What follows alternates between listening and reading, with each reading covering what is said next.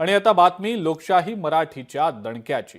छत्रपती संभाजीनगरमध्ये बांधकाम कामगारांची लूट करणाऱ्या एजंटवर गुन्हा दाखल करण्यात आलेला आहे। या प्रकरणी एका एजंटला अटकही करण्यात आलेली असून एक एजंट फरार आहे। छत्रपती संभाजीनगरमध्ये एजंटकडून बांधकाम कामगारांची लूट सुरू होती।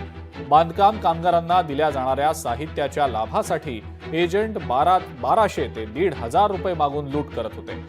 कामगारांसाठीच्या सरकारी योजनेवर एजंटनं डल्ला मारल्याची बातमी लोकशाही मराठीनं दाखवलेली होती आणि लोकशाही मराठीच्या दाखवलेल्या बातमीनंतर या दलालांवर एजंटवर दौलताबाद पोलीस ठाण्यामध्ये गुन्हा दाखल करण्यात आलेला असून एका एजंटला आता अटक करण्यात आलेली आहे।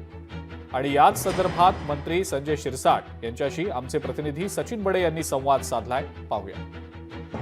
लोकशाही मराठीनं बांधकाम कामगारांच्या भरण्याचा भ्रष्टाचार बाहेर काढला आणि हा कोट्यवधींचा भ्रष्टाचार आहे अशी स्वतः माहिती मंत्री संजय शिरसाट यांनी दिलेली आहे। आपल्यासोबत मंत्री संजय शिरसाट आहे।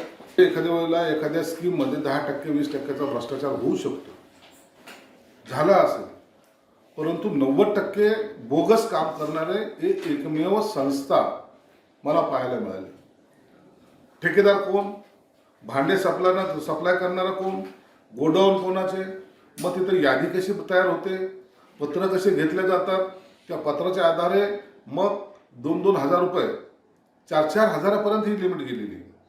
पैसे घ्यायचे, त्याला एक गोल्ड कॉइन टाईप असे टोकन द्यायचं, लाल कलर पिवळा कलर, आणि त्यांना मग सांगायचं की तुम्ही इतक्या वाजता या तितक्या वाजता, आणि ते भांडे वाटप करायचे।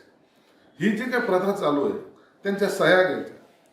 तुम्ही जर पाहिलं ते यादीमध्ये जो काही लाभार्थी, त्याचा मोबाईल कधी बरोबर ट्रेस होणार नाही, त्याचं जे काही आधार कार्ड असतं ते कुठेही लिंक झालेलं नाही, आणि म्हणून शासनाचं यायचं आणि आपल्याला कागदावर दाखवायचं एवढीच एक पद्धत त्यांनी अवलंबलेली आहे।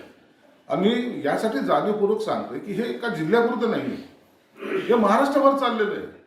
म्हणून मुख्यमंत्र्यांकडे मी या संदर्भामध्ये SITची चौकशीची मागणी करणार आहे आणि CID चौकशीची सुद्धा मागणी करणार आहे, त्या अधिकाऱ्यांची जे ह्याच्यामध्ये सामील आहे। राज्यामध्ये आपण पाहताय बांधकाम कामगारांना संसर्गोपयोगी वस्तू दिल्या जातात, मात्र त्यामध्ये कोट्यवधी रुपयांचा घोटाळा केल्याचे या ठिकाणी पाहायला मिळते। दुसरीकडे सोशल मीडियाच्या माध्यमातून सुद्धा हे स्पष्ट झाले की या ठिकाणी बिनधास्तपणे पैसे घेऊन या ठिकाणी व्यवसाय केला जातोय।